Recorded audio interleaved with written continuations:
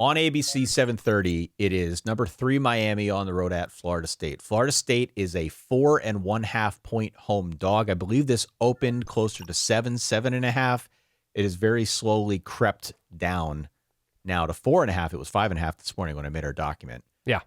Miami on bye last week. Florida State, of course, dropped that game on Friday night in OT against Virginia. This is another one where first impulse was Miami's going to drill them. They're going to drill them. But then I see the point spread, and I start thinking, okay, what am I missing here? Vegas is obviously expecting something a little bit closer. This is going to be Miami's first road game, as you said earlier. Yep. They're at night at the Doak. I don't want to discount Florida State's loss against Virginia. It was an obvious look-ahead spot. And also, Virginia could be pretty good. Like, there's an 86% chance this year that Virginia is going to finish with 8 or more wins. Yes. So we will see how that game holds up over time, but that actually could be like an okay loss. Agree. So for as good as that Florida State defense looked in week 1 against Alabama, that's how bad it looked a week ago against Chandler Morris in Virginia. 46 in overtimes. Yeah. Yeah. And my issue is trying to figure out who is the real defense. Like, will the real Florida State defense please stand up? Right. I don't know what to expect on that side of the ball. That's my sticking point here. I think the Miami defense is more dependable. I like that the Florida State defense is playing at home. I like that the best version of this Florida State team will be one with a fire under itself after that loss to Virginia. The mismatch here is, to me, Thomas Castellanos, who can be a positive or negative chaos agent. Yes. Throwing and running into the Miami defense, which appears to be a very positive chaos agent for Miami this season. Yes. And so that would have me worried if I were a Florida State fan at this point. I'm not super worried. It was a game against Florida late for Miami, in Miami. It was. I don't think Miami's a finished product. I think they're going to continue to get better over the course of this season. It was a close win against Notre Dame. It was close against Florida until very late. So I don't think that score is representative of the rhythm of that game.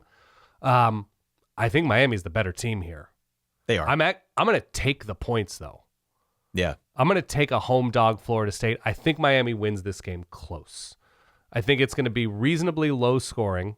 I think it's going to be something like, this game always seems to be closer than it should be if one of these teams is down. Yep. And neither of these teams appear to be down.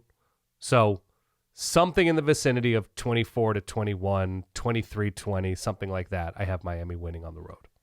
Yeah, you bring up a good point, and I think Miami has a clear advantage because of their lines. Yeah. Offensive, defensive line. There's a clear advantage there that should allow them to set the tone in this game on the ground. Maybe the way they did a little bit against Notre Dame. I think they're good enough on defense to limit Tommy Castellanos, kind of the same way they did Byron Brown in week 2. I was thinking this through. Miami has sort of already beaten Florida State in the aggregate. Yeah. With how they've performed against other teams that have similar enough parts. I think Miami wins. I also think it's close, and I'm also taking the points. I think it's a little higher scoring. I've got it like 31-27. Okay. I've convinced myself this one's going to be closer. And for as much as I think that Miami does have the solution to a guy like a Tommy Castellanos, I also get the sense that that Florida State, that they're big game hunters and that they will be juiced up for this one. They definitely will be. Do not be surprised at all if Florida State tries to game plan some fireworks early, because this is a very explosive team. And I didn't mean to make that a pun, but it's okay. They're a very explosive team. The two things I love about Florida State, A, is that they've been explosive, and B, is that they've been pretty good on third downs. They're very good at extending drives. That tends to work really well in some of these rivalry games. Where you're at home at night, you got a lot on the line. I think you want that. Florida State's got that dog in them. They do. Even though they lost on the road to Virginia, I still think this version of Florida State is leaps and bounds better than a year ago. And I think they've got upset on the mind here. I don't think they get the upset. But I also don't want to underestimate a home dog in a rivalry. There's probably some element of the Noles that after the loss against Virginia, they feel like they've got their back to the wall.